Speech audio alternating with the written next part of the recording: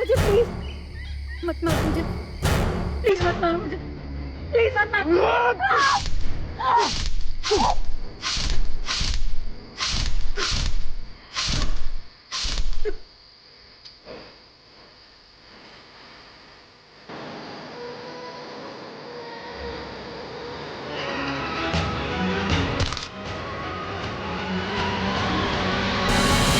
VS police station फौरन beat number 14 को report करो। आरे में एक अज्ञात औरत की बॉडी मिली है। बीट नंबर 14 आरे कॉलोनी वीएस पुलिस स्टेशन तुरंत रिपोर्ट करें।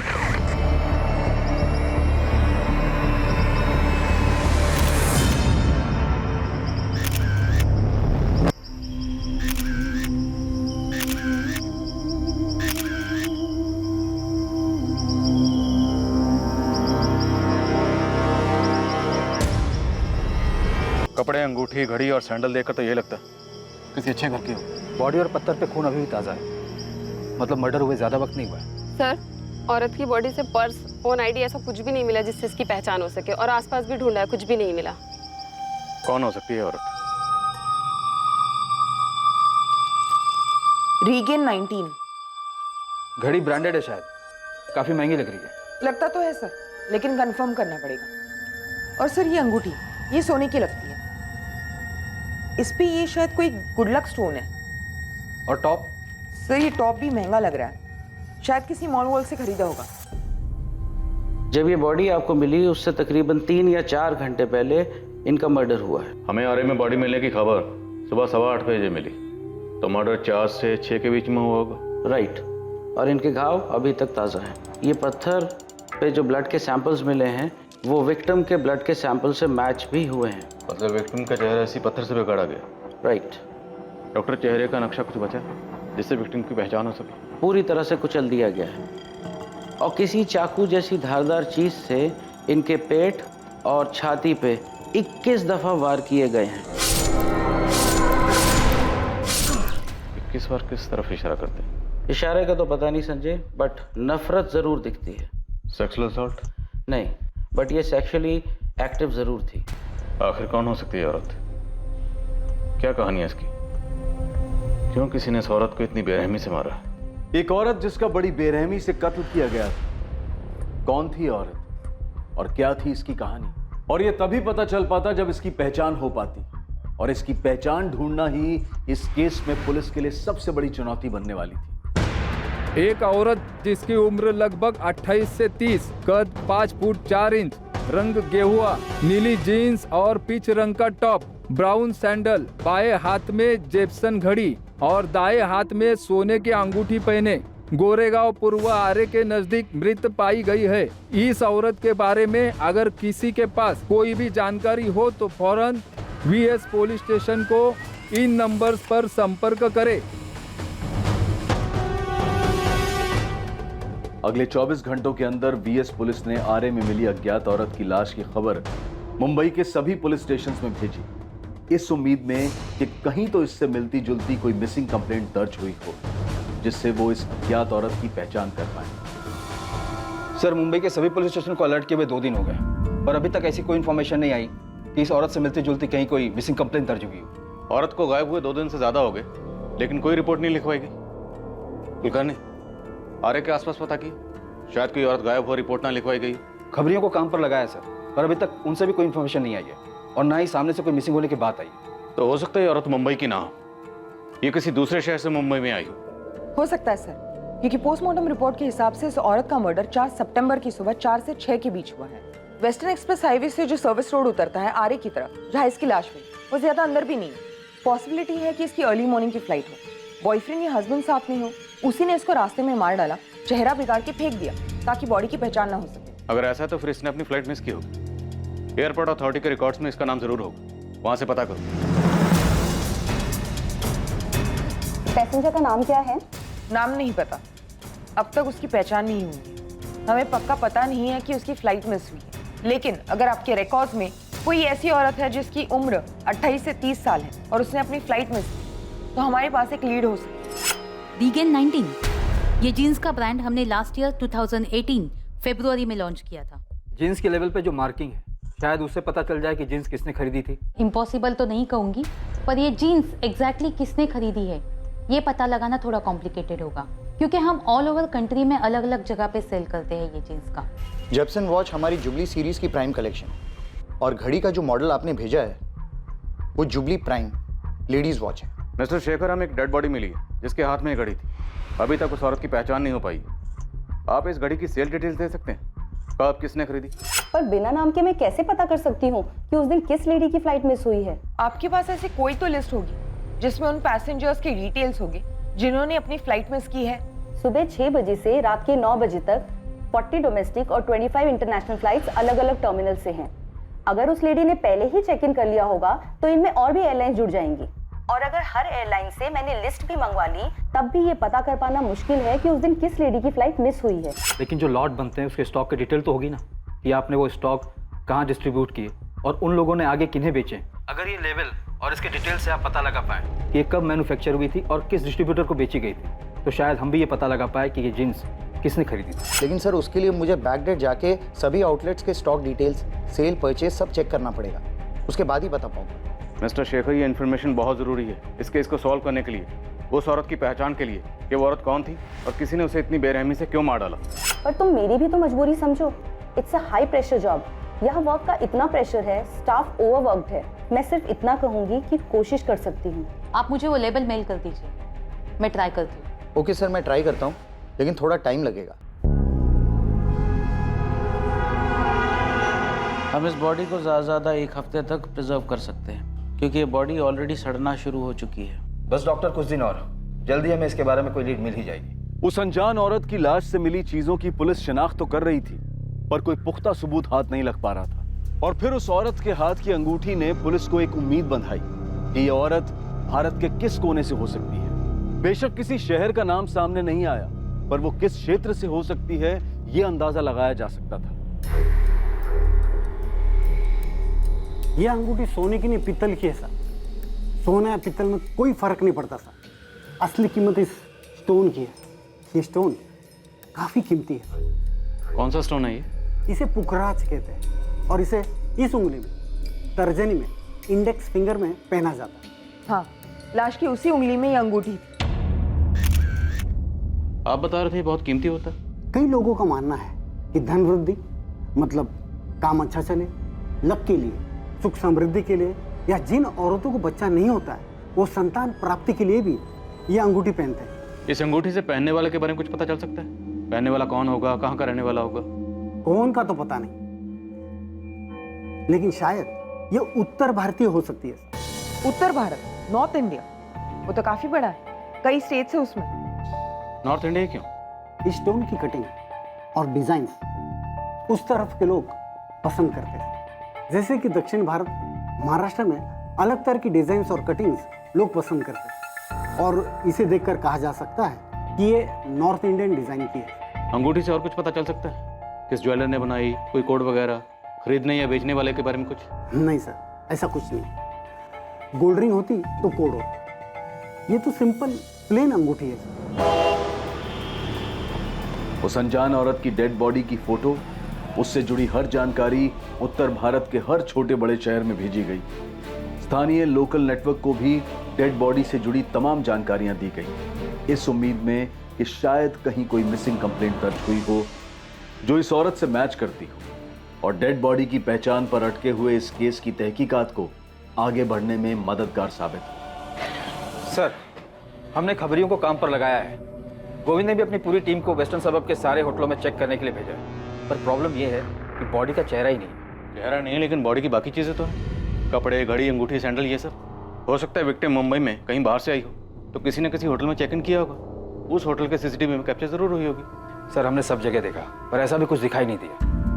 कुलकर्णी, कहीं हम गलत ट्रैक पर तो नहीं? विक्टिम मुंबई की हो, मिसिंग हो, पर मिसिंग कंप्लेंट लिखवाई नहीं गई और उसके हस्बैंड या बॉयफ्रेंड ने अपना पीछा छुड़ाने के लिए उसको मार दिया और चेहरा इसलिए बिगाड़ा गया ताकि पहचान ना हो सके। सर, फिलहाल तो हमें बॉडी के बारे में सोचना चाहिए कि क्या करना है।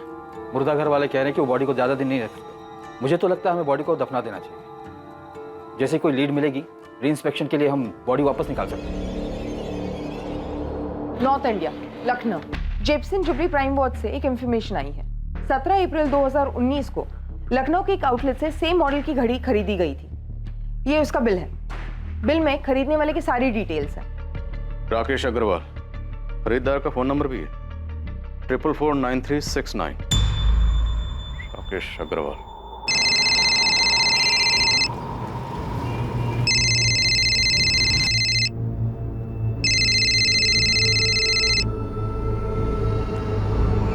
हेलो, राकेश अग्रवाल जी बोल रहा हूँ। आप कौन? मैं मुंबई पुलिस से पीआई संजय कुमार बोल रहा हूँ। जी कहिए सर। राकेश जी, आपने 17 अप्रैल 2019 को एसके मॉल में जेप्सन वॉच के आउटलेट से जेप्सन जुबली प्राइम वॉच खरीदी थी। हाँ तो आप बता सकते हैं वो घड़ी आपने किसके लिए खरीदी थी? आप ये क्यों पूछ रहे हैं? आखिर बात क्या है? क्योंकि वैसी ही सेम घड़ी हमें मुंबई में एक औरत की डेड बॉडी पे मिली है। उसका मर्डर 4 सितंबर को हुआ था। हाँ तो सर मिली होगी, इससे मेरा क्या लेना देना? देखिए सर, वैसे पूरी दुनिया में इकलौती घड़ी तो नहीं बनी होगी ना। हम लखनऊ पुलिस से कांटेक्ट कर चुके हैं, वो बहुत जल्द आपके एड्रेस पर पहुंच रही होगी। ये क्या बकवास है सर? अब वैसी ही घड़ी किसी डेड बॉडी पर मिली है तो इसमें मेरा क्या कसूर है? मतलब उसके लिए आप मुझे परेशान करेंगे? हम सिर्फ ये जानना चाहते हैं कि वो घड़ी आपने किसके लिए खरीदी थी। सर मैंने अपनी वाइफ के लिए खरीदी थी। ये उसका बर्थडे गिफ्ट था। 20 अप्रैल को उसका बर्थडे होता है तो इसलिए मैंने 17 अप्रैल को खरीदा था। क्या नाम है आपकी वाइफ का और इस वक्त कहाँ है? प्रिया अग्रवाल। वो किचन में है और मेरा लंच पैक कर रही है।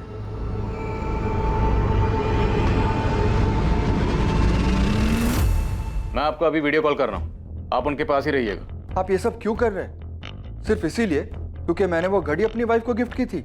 हम सिर्फ ये देखना चाहते हैं कि वो घड़ी आज भी आपके पास ही है। सर ये मेरी वाइफ प्रिया अग्रवाल। प्रिया जी, क्या मैं वो घड़ी देख सकता हूँ जो आपके हस्बैंड ने आपको बर्थडे पे गिफ्ट की थी?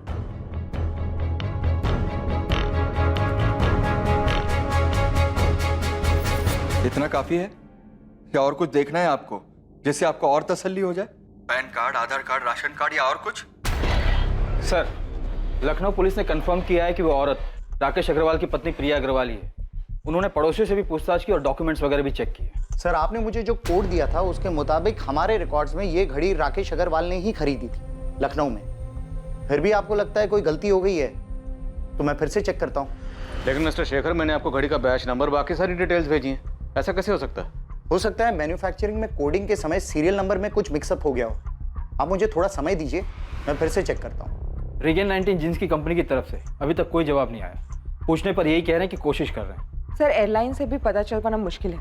हम हर रोज कॉल कर रहे हैं लेकिन उन पे भी काम का प्रेशर है। ऐसा कैसे हो सकता है? एक औरत गायब है लेकिन उसका पता लगाने वाला कोई भी नहीं। क्या उसकी फैमिली, रिश्तेदार, दोस्त कोई भी नहीं जो ये पता लगाना चाहे कि औरत कहाँ चली गई? The number you have called is currently switched off.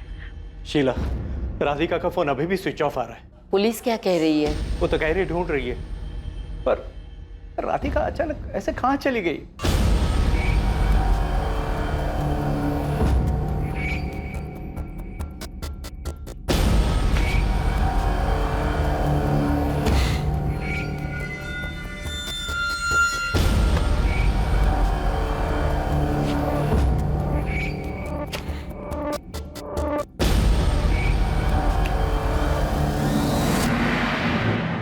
दिनों की कोशिश और मेहनत के बावजूद आरे के जंगल में मिली अनजान औरत की लाश को बिना नाम दफनाना पड़ा, क्योंकि पुलिस अब तक उसकी पहचान ढूंढने में नाकामयाब रही थी। दूसरी तरफ एक दूसरे एरिया की पुलिस को भी एक औरत की अज्ञात लाश मिली थी। इस लाश की भी पहचान नहीं हो पाई थी और उसे भी दफनाया जा रहा था, और इसकी जानकारी वीएस पुलिस स्टेशन को नहीं थी। पर अब एक स्पष्ट जानकारी वीएस पुलिस को मिलने जा रही थी उस मर्डर की जो शायद किया जा चुका था।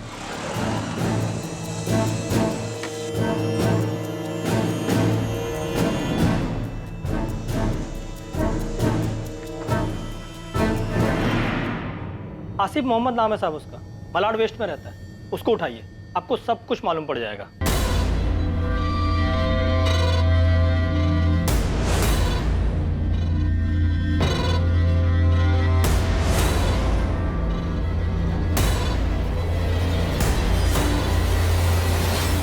आसिफ मोहम्मद, किसी का मर्डर किया इसने? अपनी बीवी मरियम मोहम्मद का। सस्पेंस मत बढ़ा गोविंद, साफ साफ बोल। साहब, इसकी बीवी 3 सितंबर से गायब है। मतलब ये कि वो अपन लोगों को एड़ा बना रहा है। आरे में जो औरत का डेड बॉडी मिला है ना, उसका हुलिया इसी ने चेंज किया ताकि पुलिस को लगे कि ये किसी अच्छे घर की औरत है और पुलिस का ध्यान इस आसिफ पे जाए ही नहीं। चल आसिफ मोहम्मद का एड्रेस है, देखते हैं इतना सही है तेरा टिप।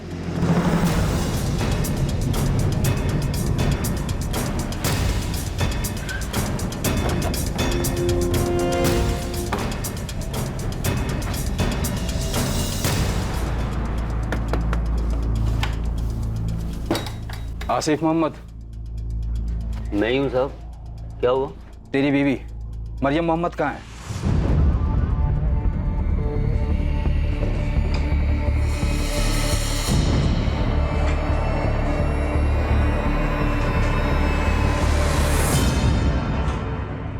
मैंने मरियम को मारा?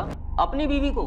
क्या बात कर रहे हो साहब? मारा नहीं तो गई कहाँ? पूरा घर छान मारा। तुमने अपने घर से उसकी एक एक चीज गायब कर दी। ये अंगूठी, घड़ी, सैंडल और ये जीन्स, ये सब कहाँ से लाया था मरियम की बॉडी को पहनाने के लिए? साहब आपको किसने बोला ये मरियम है? अच्छा चल तू बताइए कौन है? अब ये कौन है साहब तो पता नहीं, लेकिन मरियम से मेरी रोज बात होती है। अगर मैं सुबह बात नहीं कर पाता हूँ तो रात को अक्सर जरूर बात हो जाती है। आपको अगर यकीन नहीं हो तो मैं आपकी अभी उससे बात करवा देता हूँ। अच्छा बात करो। क्या साहब, आपको किसी ने कुछ भी बोला और आप भी ना। लो साहब घंटी जा रही है, आप खुद ही बात कर लो, आपको यकीन। सलाम वालेकुम, कैसे हैं आप?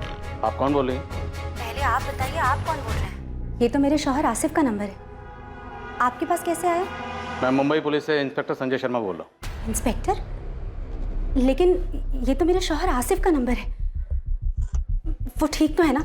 मेरी बात कराइए उनसे। बात करवाएंगे, लेकिन पहले आप ये बताइए कि आपके शौहर का पूरा नाम क्या है? आसिफ मोहम्मद। आखिर बात क्या है बताइए मुझे, और इस तरह डराइए मत। और आपका पूरा नाम क्या है? मरियम मोहम्मद। अल्लाह के वास्ते मेरी उनसे बात कराइए, बड़ी मेहरबानी होगी। सर हमें आसिफ के घर से किसी भी औरत का कोई सामान नहीं मिला। मैंने उसके घर के आसपास पूछा, लेकिन सबका यही कहना है कि उसको कभी किसी औरत के साथ नहीं देखा उन्होंने। मरियम मोहम्मद? जी हाँ, आसिफ मोहम्मद की पत्नी। पत्नी?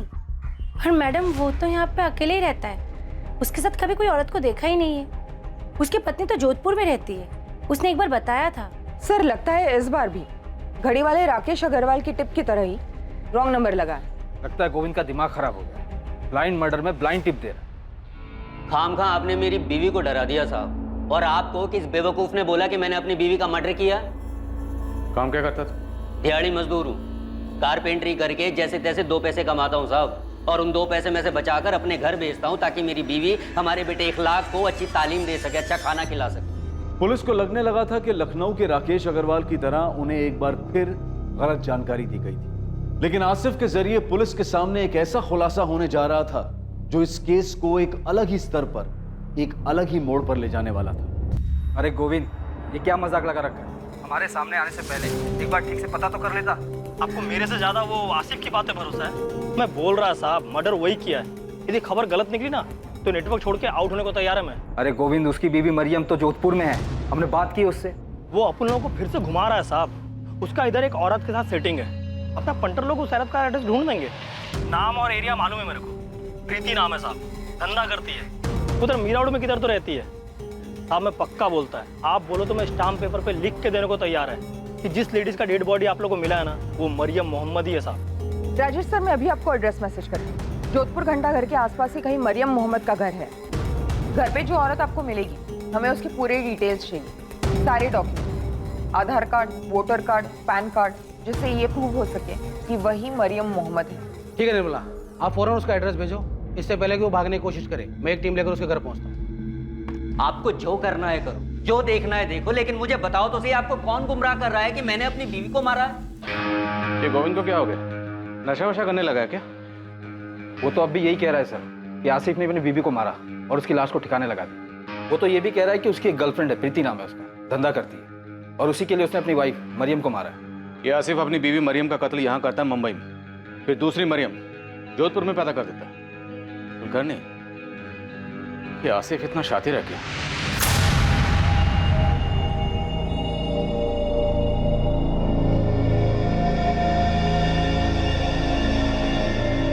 ये क्या नाटक चल रहा है साहब? पहले मुंबई पुलिस आसिफ के नंबर से मुझे फोन करती है और अब आप लोग आकर दुनिया भर के सवाल जवाब कर रहे हैं। मैंने कहा ना कि मैं ही मरियम मोहम्मद हूँ और ये मेरे और आसिफ का बेटा इकलाक मोहम्मद है। तो आपके पास आपका कोई आधार कार्ड या वोटर आईडी तो होगा, दिखाइए। क्यों दिखाऊं?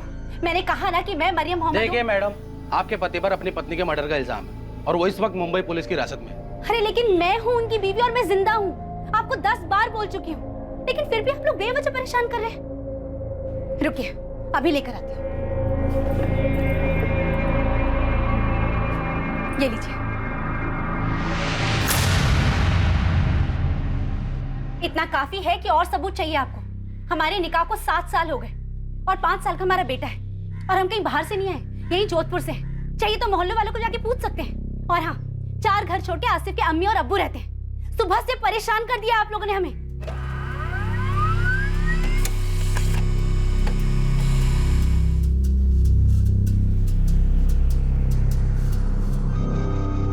सॉलिड झोल किया सब आसिफ ने। अबे कोई झोल नहीं है, जोधपुर की पुलिस मिली है उसकी बीवी से, सारे सबूत मिले कि वो मरियम ही है। यहाँ तक कि उसके माँ बाप से भी बात की उन्होंने। हो ही नहीं सकता साहब, मैं 100% बोलता है झोल किया बोल के। अब मालूम नहीं उसने ये मरियम कब पैदा किया। मैडम, आप आसिफ के घर के आजू बाजू से पूछा क्या? हाँ, सबका यही कहना है कि कभी किसी ने उसको किसी औरत के साथ नहीं देखा। कैसे देखेंगे मैडम, मलाड में तो ये 5 सितंबर से रहने आया है। ये उसका दूसरा घर है। दल्ला है साहब आसिफ, पूरा धंधा काशी मीरा चलाता है। ये उसके मीरा रोड के घर का एड्रेस, जहाँ किसी ने भी इसे 4 सितंबर से नहीं देखा है। यहाँ अपनी बीवी के साथ रहता है। 2-4 और लेडीज लोग भी है जिसको धंधे पे लगाया है। उसी में से प्रीति नाम की एक लड़की है जो उसकी एकदम खास है, और उसी के चक्कर में उसने मरियम का मर्डर किया। ये प्रीति भी उधर काशी मीरा में ही रहती है। ये उसके घर का एड्रेस, और ये पूरा खबर अपना उस्मान लेकर आया। तब उस्मान ने प्रीति पे नजर रखा हुआ था। मैं क्या बोलता है साहब, आप लोग इस प्रीति को उठाइए और साथ में ना आसिफ के दोस्त राशिद को भी। ड्राइवर है, टैक्सी चलाता है। उसी की गाड़ी में ये लोग बॉडी को ठिकाने लगाने लेके गए थे।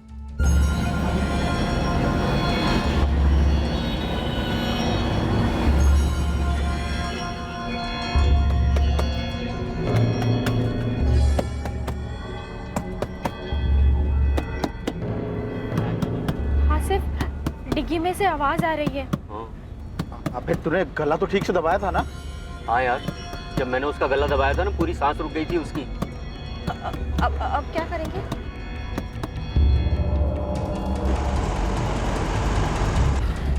राशिद, तू एक काम कर, गाड़ी ना यहाँ से अंदर दबा ले, झाड़ी के अंदर ले ले। आगे पुलिस की चेकिंग मिल गई ना तो खाम में प्रॉब्लम हो जाएगी यार। ठीक है भाई।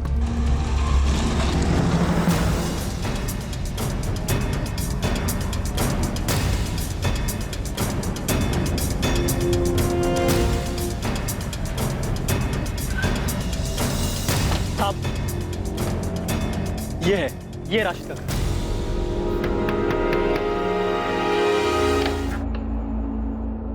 राशिद खान, चल।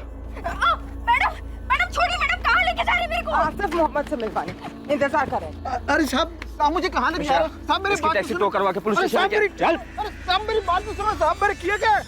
हाँ साहब, यही आसिफ मोहम्मद का घर था, यही रहता था वो। और साहब सबको मालूम है वो क्या काम करता था। सिर्फ वही नहीं, उसकी बीवी भी इस धंधे में उसके साथ थी। बहुत नकचड़ी औरत थी साहब। एक बार हमारी जिग भी हो गई थी उसके साथ। ये क्या बकवास कर रहे हो तुम लोग? हाँ, मैंने कभी तुम लोगों को धंधा करने के लिए बोला है? नहीं ना।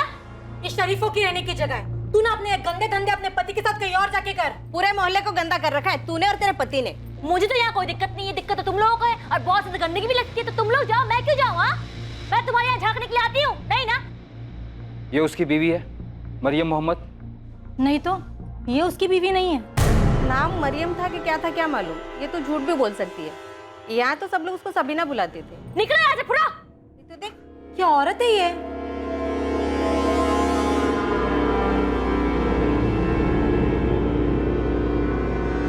सबीना, आप लोगों में से किसी के पास सबीना की फोटो है? सब बात तो सुनो साहब, सब बात तो सुनो।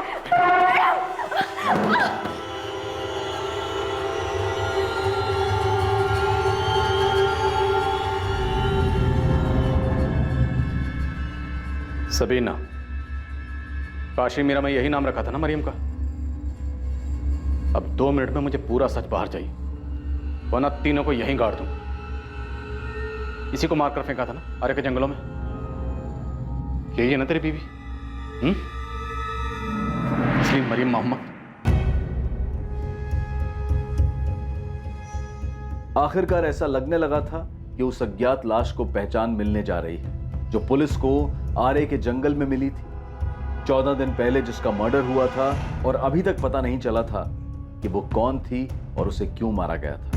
पुलिस का मुखबिर गोविंद कत्ल के मकसद और पुख्ता सबूतों के साथ पुलिस के पास आया, पर आसिफ और उसके साथी राशिद और प्रीति एक ऐसे मर्डर का खुलासा करने वाले थे जो पुलिस के भी होश उड़ा देने वाला था और मर्डर के केस को एक नया मोड़ देने वाला था।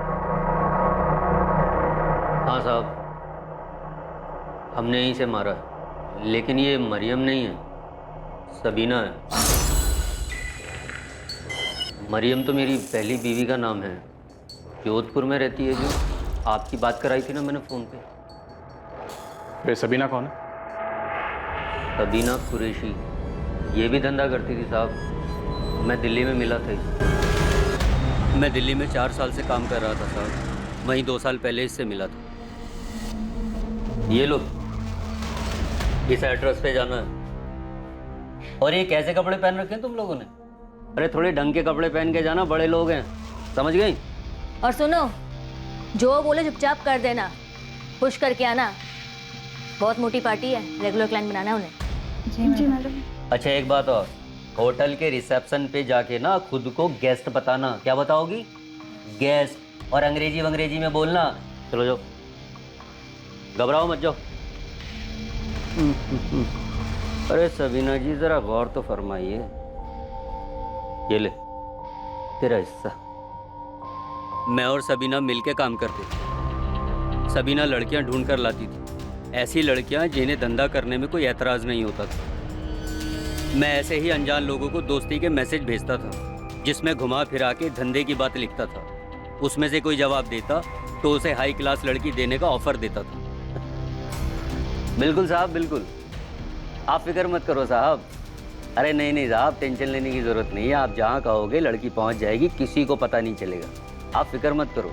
अरे मैं हूँ ना, देख लेना साहब, आप खुद ही बोलोगे यार आसिफ तूने दिल खुश कर दिया। सब सही चल रहा था साहब, पर फिर एक दिन हमारी एक लड़की पुलिस की रेड में पकड़ी गई और फिर पुलिस ने मुझे और सबीना दोनों को गिरफ्तार कर लिया।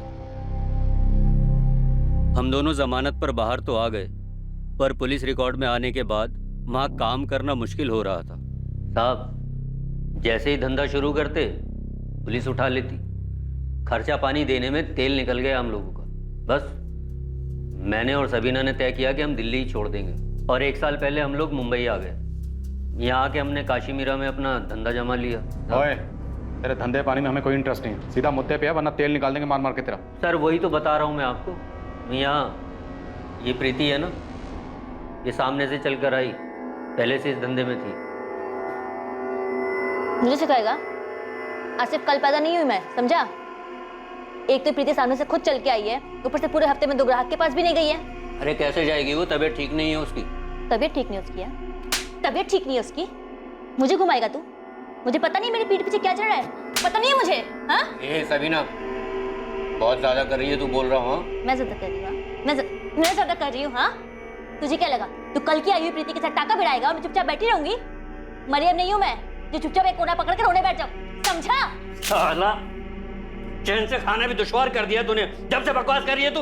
आसिफ एक बात ना कान खोलकर सुन ले, अगर तूने कहीं और मुंह मारा ना तो खाना छोड़ उल्टा मैं तुझे खा जाऊंगी, समझा? और हाँ जाकर ना अपनी प्रीति को बोल दे यहाँ से उसको धंधा बंद, जहाँ से ये वहीं चली जाए। कल से मुझे यहाँ को दिखनी नहीं चाहिए, समझा?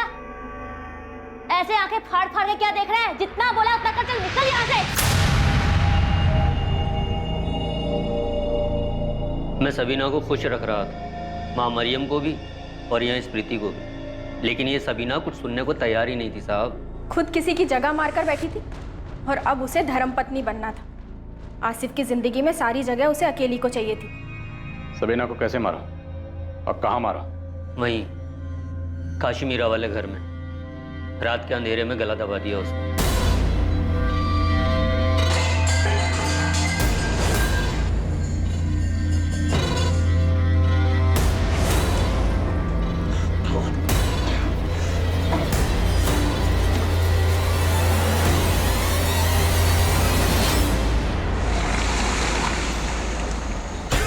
राशिद और प्रीति को सब प्लान पता था। ये दोनों राशिद की टैक्सी लेकर रात को मेरे घर आए और हम सबीना की बॉडी को ठिकाने लगाने निकले। उसकी सांस बंद हो चुकी थी तो मुझे लगा वो मर गई, पर वो मरी नहीं थी।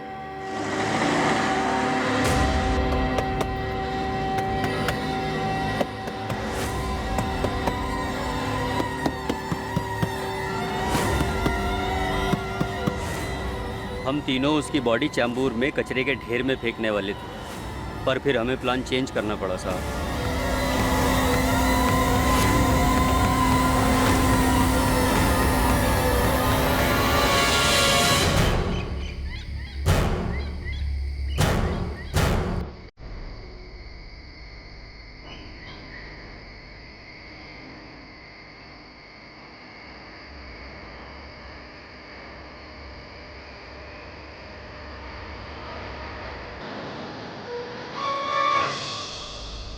आसिफ, इसका चेहरा बिगाड़ देते हैं, कोई पहचान नहीं पाएगा।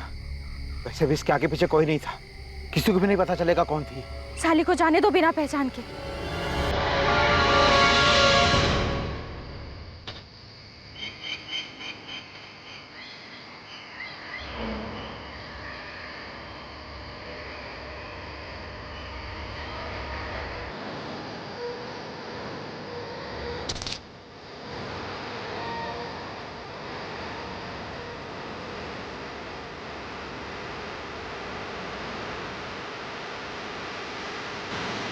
ये घड़ी, अंगूठी, ये सब सबीना की है या पुलिस को गुमराह करने के लिए तुम लोगों ने उसकी बॉडी को पहनाया है सब?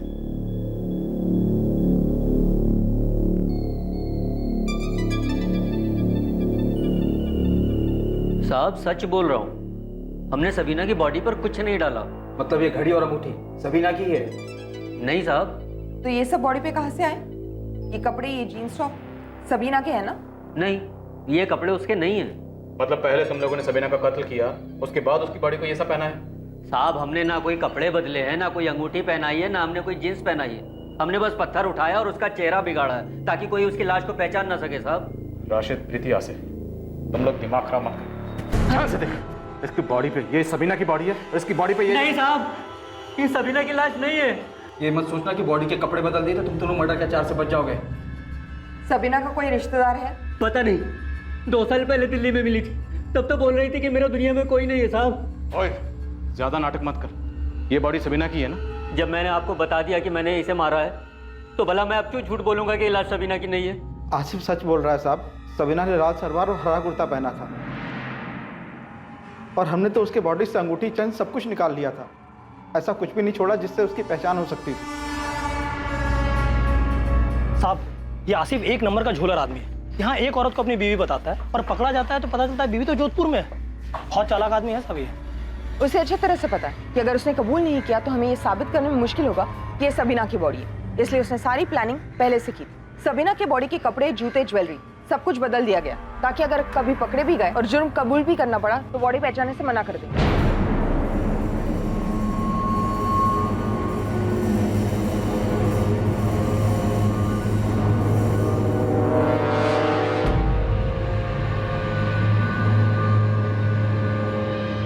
डीएनए टेस्ट का तो सवाल ही नहीं उठता जब वो खुद बोल रहा है कि उसे पता नहीं कि सबीना कहाँ से थी, उसका परिवार है भी या नहीं। एक और तरीका है इनसे सच उगलवाने का, इन तीनों को अलग अलग तोड़ दो। निर्मला, तुम प्रीति को देखो, मैं और कुलकर्णी राशिद और आसिफ को संभालते। एक टीम आसिफ और राशिद को लेकर उस स्पॉट के लिए निकली जहां उन्होंने सबीना की लाश को फेंका था। दूसरी टीम क्राइम स्पॉट का पता लगाने के लिए प्रीति को लेकर अलग से निकली।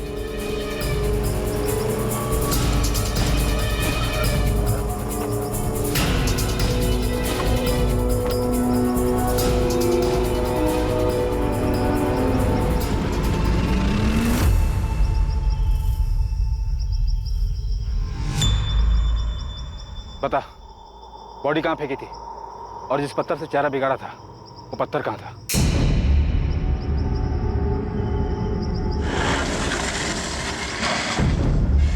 तुमने बॉडी यही फेंकी थी? हाँ मैडम, वो जो पेड़ है ना वो साइड में, पत्थर उसी के पास पड़ा था।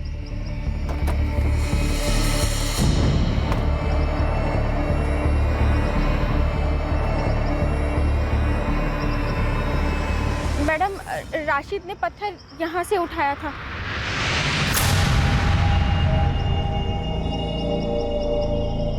और सबीना की लाश यहाँ पड़ी थी। पक्का तुमने बॉडी यही फेंकी थी? हाँ मैडम। बता जल्दी, कहाँ फेंकी थी? साहब, हमने सबीना की लाश को यहाँ नहीं फेंका था साहब। यहाँ नहीं फेंका था तो कहाँ फेंका था? साहब ये जगह तो गोरेगांव हाईवे से 2 मिनट की दूरी पर है। हम लोग तो आरे के उस पार पवई तक निकल गए थे और वहाँ सबीना को होश आ गया था तो हम लोगों ने गाड़ी अंदर की तरफ ले ली थी। सर मुझे लगता है ये लोग सच बोल रहे हैं, क्योंकि प्रीति हमें जिस जगह लाई है ये भी आरे का एक हिस्सा है, लेकिन ये उसका दूसरा छोर है, पवई साइड की तरफ। ओके निर्मला, तुम वहीं रुको, हम लोग भी यहाँ से निकल रहे हैं। आसिफ और राशिद भी यही कह रहे हैं कि उन्होंने सबीना की बॉडी यहाँ नहीं फेंकी थी। चलो जहाँ बोल रहे हो वहाँ चलते हैं, देखते हैं क्या बताते हो तुम लोग। कहाँ फेंकी थी बॉडी तुम लोगों ने?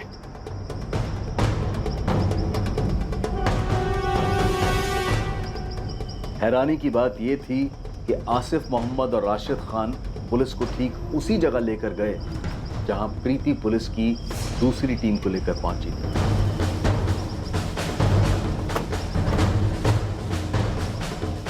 आइए साहब।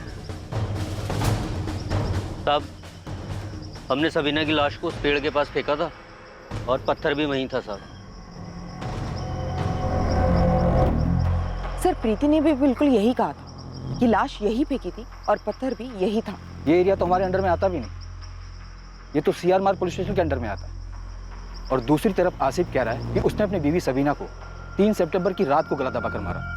हमें बॉडी 4 सितंबर को मिली और पोस्टमार्टम रिपोर्ट के हिसाब से मर्डर 4 सितंबर की सुबह 6 बजे के आसपास हुई। तो फिर इस हिसाब से जो बॉडी हमें मिली वो सबीना की नहीं हो सकती, फिर किसकी बॉडी है? हमें सीआर मार्ग पुलिस स्टेशन से पता करना चाहिए कि क्या 3 सितंबर की सुबह उन्हें यहाँ से कोई बॉडी मिली थी या नहीं। हाँ बिल्कुल ठीक कह रहे हैं। 3 सितंबर की सुबह उस जगह हमें एक औरत की बॉडी मिली थी जिसका चेहरा बहुत बुरी तरीके से कुचल दिया गया। 3 सितंबर की सुबह बॉडी मिली थी? हाँ, पोस्टमार्टम की रिपोर्ट से भी यही पता चला कि 2 सितंबर की रात को गला घोंटकर उसका मर्डर किया गया। आसिफ तुम कह रहे हो कि तुमने सबीना का मर्डर 3 सितंबर के रात को किया, सही है? मैडम, तारीख तो याद नहीं है, लेकिन मर्डर मैंने रात को ही किया था। आपको जो बॉडी मिली थी उस औरत ने लाल सलवार और हरा कुर्ता पहना था। हाँ वही था, और अभी 4 दिन पहले ही हमने उसकी बॉडी को दफनाया, लेकिन अभी तक हमें उसकी कोई पहचान नहीं हो पाई। आपको इस केस के बारे में कोई लीड मिला है क्या? हाँ शायद।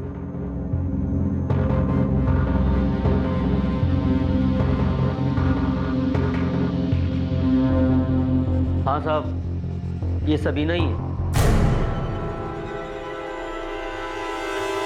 ये आसिफ सच बोल रहा है।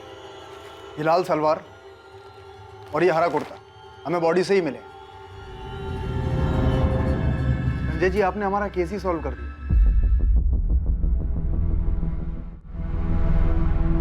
वो अज्ञात औरत की लाश जो वीएस पुलिस को मिली थी और दफनाई जा चुकी थी, उसकी शिनाख्त अब तक नहीं हो पाई थी।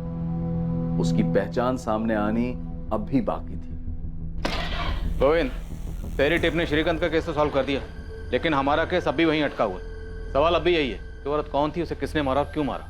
ये तो मेरे को भी समझ में नहीं आ रहा साहब। पहली बार ऐसा हुआ है कि इतना खोद के निकालने के बाद पता चला कि मर्डर तो हुआ है, पर अपने केस के अलावा दूसरा एक केस सॉल्व हो गया और अपना केस वहीं का वहीं रखड़ रहा है। जैसे आसिफ सबीना को मारकर चुप बैठा था, वैसे कोई है जो इसे मारकर चुप बैठा है और इसे कोई पूछने वाला नहीं। शायद हो सकता है कि पूछने वाला हो और पूछ भी रहा हो, लेकिन उसे जवाब ना मिल रहा। अब तो मेरा यकीन और भी पुख्ता हो चला, ये औरत मुंबई की नहीं थी, ये औरत किसी दूसरे शहर से मुंबई में आई हुई।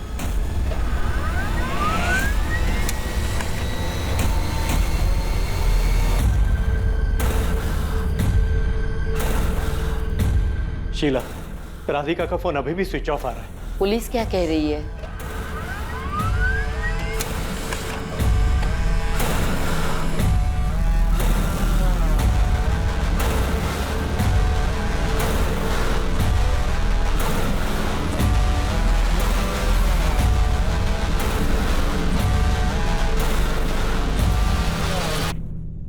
ये नैना सब्रवाल है और ये है उसका बॉयफ्रेंड आशीष मिश्रा।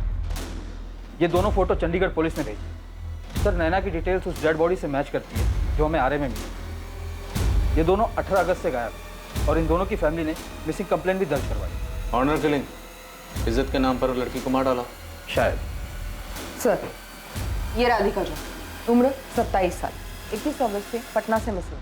22 अगस्त को उसके पिता रमाकांत झा और माँ शीला झा ने मिसिंग कंप्लेंट लिखवाई थी पटना पुलिस में। इसके डिटेल्स भी बिल्कुल मैच करती है उस डेड बॉडी से जो हमें आरए में मिली। इसके पिता इसकी शादी करवाना चाहते थे, जिसकी वजह से राधिका का झगड़ा उसके पिता से हुआ और वह घर छोड़ के चली गई।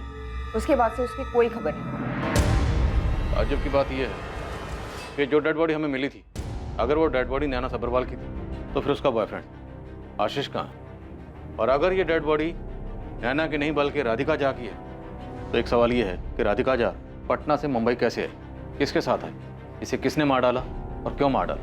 और अगर ये डेड बॉडी इन दोनों में से किसी की नहीं है तो क्या हमें राधिका और नैना इन दोनों को भी ढूंढना चाहिए, जैसे हमने सबीना का पता लगा? जो भी हो, अब हम इस केस में इतना आगे आकर रुक तो नहीं सकते। अब हमें विक्टिम का पता लगाना ही होगा, फिर चाहे विक्टिम कोई भी हो। क्या वो अनजान लाश नैना सब्रवाल की थी या राधिका झा की? इन दोनों में से वो कौन हो सकता था जिसकी लाश पुलिस को मिली थी और पहचान अभी तक नहीं हो पाई? ये विक्टिम आखिर थी कौन? मरने वाली की पहचान अब तक अनकही अनसुनी थी। क्या ये राधिका या नैना में से किसी एक की कहानी थी, या फिर ये कोई और ही थी जिसके बारे में पुलिस अब तक बेखबर थी? सर मुझे लगता है इस आसिफ को और तोड़ना चाहिए। जैसे 3 सितंबर की रात को उसने सबीना को मार के फेंका था, शायद इन्हीं लोगों ने 4 सितंबर की सुबह किसी और को मार के फेंक दिया होगा।